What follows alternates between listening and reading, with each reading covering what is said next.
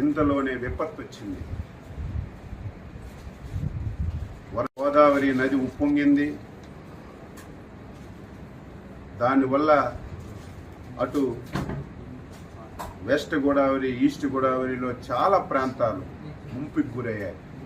చాలా గ్రామాలు ముంపుకు గురై ప్రజలు చాలా అవస్థలు పడుతున్నారు. మీరందరూ సజీవ సాక్షులు. గతంలో కూడా మీరు పనిచేశారు. గత 5 సంవత్సరాలు ఎప్పుడైనా ఒక విపత్తు వస్తే, ఎప్పుడైనా వరదలు వస్తే ముఖ్యమంత్రి ఎప్పుడైనా సరే రివ్యూ తీసుకొని అధికార యంత్రాంగానికి అలర్ట్ చేసినటువంటి రోజు ఒక్కటైనా ఉందా? ఆ రోజు 5 సంవత్సరాల్లో ఒక మంత్రి అయినా, ఒక అధికారి అయినా గ్రామాలకు వెళ్ళి పేదవాడికి పలకరించినటువంటి దాఖలాలు ఎక్కడైనా ఉందా? మొన్న ఎప్పుడైతే భారీ వర్షాలు వస్తాయి, గోదావరి నదికి విపరీతంగా వరదొస్తుందని తెలిస్తే మా విపత్తుల శాఖ మంత్రి శ్రీమతి అనిత గారు జూమ్లో కాన్ఫరెన్స్ తీసుకొని కలెక్టర్కి అలర్ట్ చేశారు. ఏవైతే ముంపు ప్రాంతాలు ఉన్నాయో, ముంపు మండలాలు ఉన్నాయో అధికార యంత్రాంగానికి అప్రమత్తం చేసి ఏ ఒక్క ప్రాణ నష్టం జరగకూడదు, వారందరికీ సురక్షిత ప్రాంతాలకి తరలించడమే కాదు, మీరు చూశారు గతంలో వరదొస్తే తరలించి వారికి బస్తాల్లాగా ఒక స్కూల్లోనో కొట్లోనో పెట్టేయడమే తప్ప ప్రభుత్వాలు చూడక ఆర్తనాదాలు విన్నాం. మాకు భోజనం అందడం లేదు, పిల్లలకు పాలు అందడం లేదు, సకాలంలో నీళ్లు లేవు, టాయిలెట్స్ లేవని. ఈ 5 రోజుల్లో ఎక్కడైనా ఒక వార్త వచ్చిందా?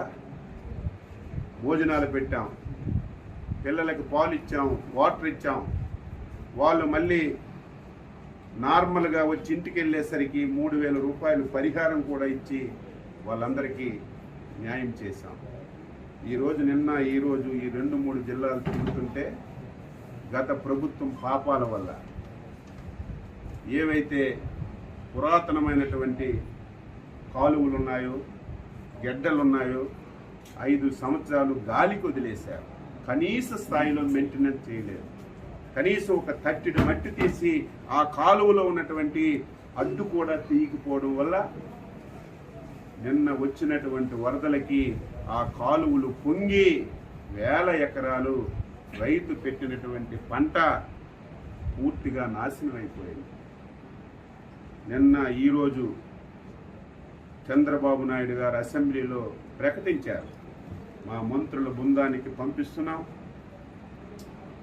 నష్టపోయినటువంటి రైతాంగానికి పలకరించడమే కాకుండా ఎవరైతే పునరావాస కేంద్రాల్లో ఉన్నారో వాళ్ళ దగ్గరికి వెళ్ళి వాళ్ళకి అన్ని సదుపాయాలు అందుతున్నాయో లేదో చూసి రైతాంగానికి ఏ విధంగా మనీ సహకారం ఇవ్వాలో అన్నీ తెలుసుకొని నాకు చెప్పండి, నేను రైతుల పట్ల చాలా ఉదారంగా ఉన్నాను, అవసరమైతే ఒక పైసా ఎక్కువ ఇచ్చైనా రైతులు కష్టాలు తీర్చి వారి రుణం తీర్చుకుంటానని స్పష్టంగా ముఖ్యమంత్రి గారు చెప్పడం వల్ల మేము బృందాలుగా వచ్చి తిరిగాము. మధ్యలో సెషన్స్ టైంలో కూడా ఎవరైతే స్థానిక మంత్రులు వచ్చి ఒక పూట అసెంబ్లీ చూసి ఒక పూట వచ్చి పలకరించి వచ్చినటువంటి దాఖలాలు. నిన్న ప్రజలు 5 సంవత్సరాలు ఇటువంటి పరిస్థితి ఉంటే ఒక్క ఆఫీసర్ రావడం కానీ, ఒక్క మంత్రి రావడం కానీ, ఒక ఎమ్మెల్యే రావడం కానీ మేము ఎప్పుడు చూడలేదు. మీరు వచ్చారు, ఇదే మాకు ఆనందం అని మీ సాక్షిగానే చాలామంది నిన్న వారి హర్షాన్ని తెలియజేశారు. ఈరోజు ఈ ప్రాంతం నాశనం అవ్వడానికి ప్రధాన కారణం ఎర్ర కాలువ.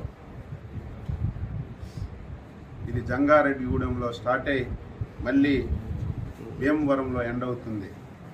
ఈ కాలువ అస్తవ్యస్తంగా ఉంది. ఈ కాలువ వల్ల సుమారుగా 20 నియోజకవర్గాల్లో ప్రతి సంవత్సరం చేతికొచ్చిన పంట పోతుంది, పెట్టుబడి పెట్టిన పంట పోతుంది. ఈ కాలువని శాశ్వతంగా ఈ సమస్యని పరిష్కరించాలని ఒక ఆలోచన చేస్తున్నాం. అందుకే జిల్లా యంత్రాంగానికి చెప్పాం, తాత్కాలికంగా ఏవైతే గుంతలు పడ్డాయో ఆ గుంతలన్నీ పూడ్చమని చెప్పి ఆదేశాలు ఇచ్చాం. టెంపరీగా రేపు డిసెంబర్కి మళ్ళీ వ్యవసాయం పెట్టుకోవడానికి ఎక్కడైతే ఈ స్లూయసెస్ పోయాయో, తలుపులు పోయాయో దాని గురించి ఒక ఎస్టిమేషన్ చేయమని ఆదేశాలు ఇచ్చాం. మళ్ళీ ఈ 2 జిల్లాల మంత్రులు ఎమ్మెల్యేలు అందరం కూర్చొని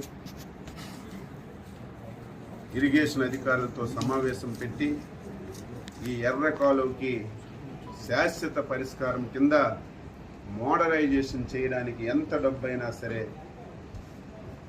చంద్రబాబు నాయుడు గారి దృష్టిలో పెట్టి ఈ 5 సంవత్సరాల్లో శాశ్వత పరిష్కారం చూపి స్వతంత్రం వచ్చిన నుంచి పడుతున్నటువంటి ఈ బాధని